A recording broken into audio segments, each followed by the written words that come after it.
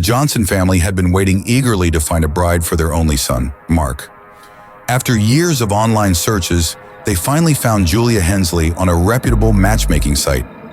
Julia's profile radiated warmth, family values, and Southern charm. She was exactly the kind of woman they had hoped Mark would marry. Modest, polite, and from a close-knit family. Mark exchanged a few emails and calls with Julia, each conversation deepening his interest. Julia's family invited the Johnsons to visit their secluded home in the Appalachian woods, assuring them a warm welcome. The family was thrilled and decided to make the trip together.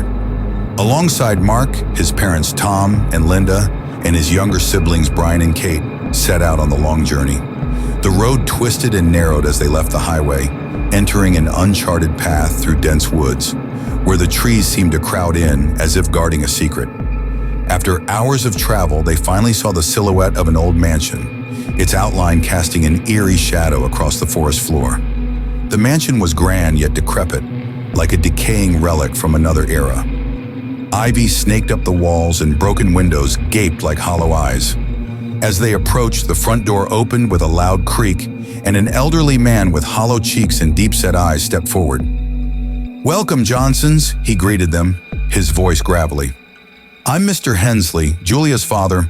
We're so honored to have you here." His smile seemed friendly enough, but something in his gaze unsettled Mark. It felt like he was being measured, examined. Mark brushed off his unease, assuming it was just nerves. As they stepped into the house, he noticed a metallic scent lingering in the air, like rust or old blood, and the chill of the entryway gnawed at him. The family was led into a sitting room draped in dark, heavy curtains. Dim light filtered in, casting shadows that danced across the walls. Portraits of somber ancestors lined the room, their eyes following the Johnsons with an intensity that felt almost real. Mr. Hensley gestured toward the worn-out couches and introduced his wife, Mrs. Hensley, who was as frail-looking as her husband, with sharp, scrutinizing eyes. "We're so pleased to meet you all," she said in a soft, yet unsettling tone, her gaze lingering on each of them a bit too long. "Julia will be down in a moment. I'm sure you'll adore her." After a few minutes, Julia entered the room. She was beautiful, with long, dark hair and a soft smile. But her eyes betrayed her, a flicker of sadness, or was it fear? She greeted each of them politely, her gaze lingering on Mark. For a moment, Mark thought he saw a warning in her eyes, but it quickly disappeared as her face returned to a neutral smile. Dinner was served in an old-fashioned dining room, where the Hensleys were exceedingly generous, urging the Johnsons to eat more, piling food onto their plates. The meal was traditional Southern fare: fried chicken, mashed potatoes, and collard greens. But there was an odd flavor to everything, a strange bitterness that no amount of gravy could mask. Tom tried to make conversation, but the Hensleys only responded with short, vague answers. They were overly attentive, watching the Johnsons eat, almost as if it were a test. By the end of the meal, the Johnsons felt queasy, an unsettling mix of the food and the strange atmosphere of the house. As the meal concluded, Mr. Hensley stood up and clapped his hands, his smile stretching wide across his face.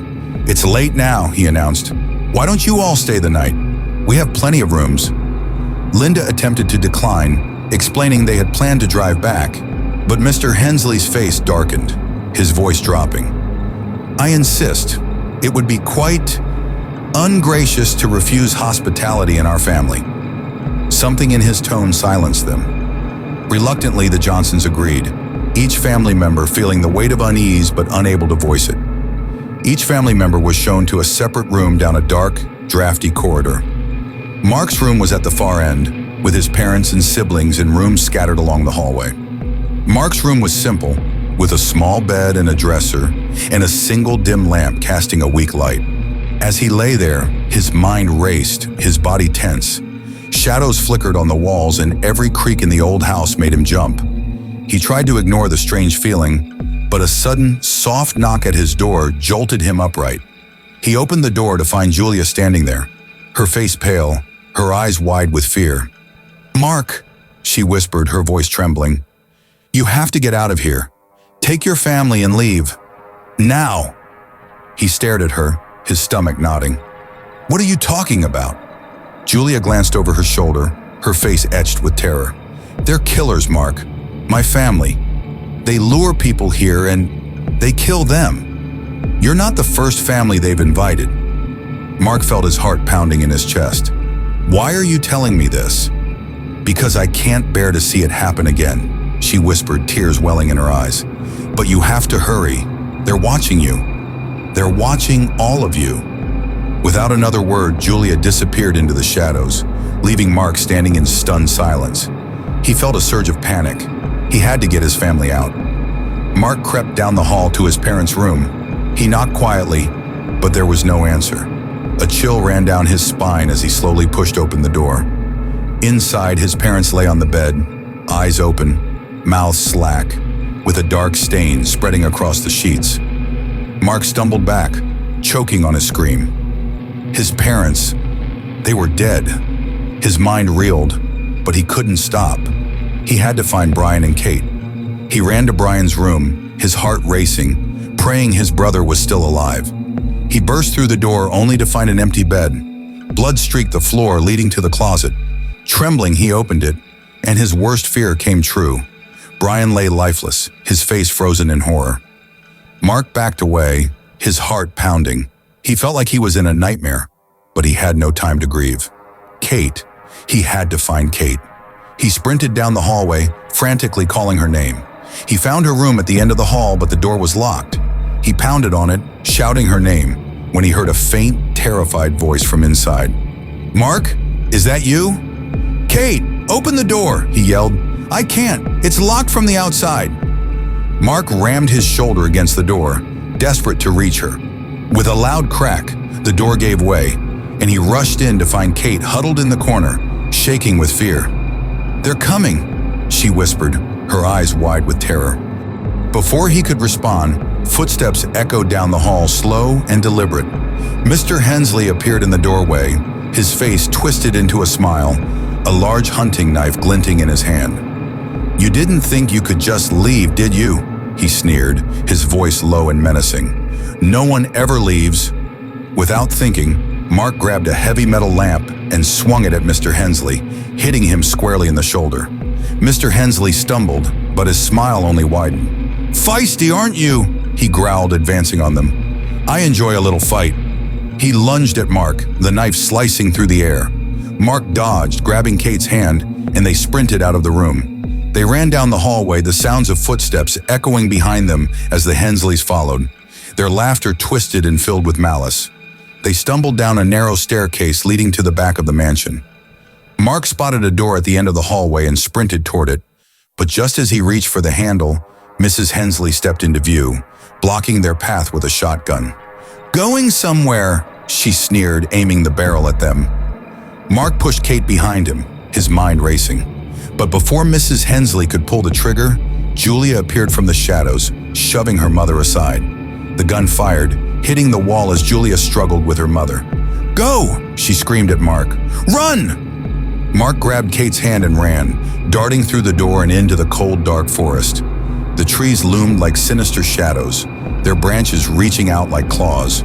They could hear the Hensleys' voices behind them, calling out in twisted laughter. They ran until their lungs burned, their feet stumbling over roots and rocks.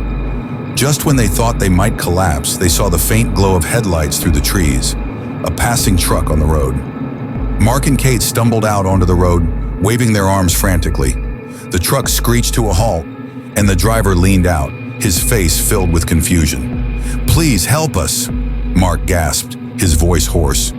The driver took one look at them, saw the terror in their eyes, and motioned for them to get in. As they climbed into the truck, Mark looked back at the mansion one last time, its dark silhouette disappearing into the night. When they reached the nearest town, Mark and Kate told the police everything. But when officers went to the mansion, they found it empty, as though no one had lived there for years. The house was abandoned, with dust-covered furniture and no signs of the Hensleys. Mark and Kate never recovered from that night. They were haunted by the memories of the horrors they'd endured, of the family they'd lost. And in the quiet towns near the Appalachian woods, the story of the Hensleys' mansion became a local legend, a dark warning to travelers who dared venture too far from the safety of civilization. Some say the Hensleys are still out there, waiting for their next guests, hidden in the shadows of the woods, always watching, always waiting.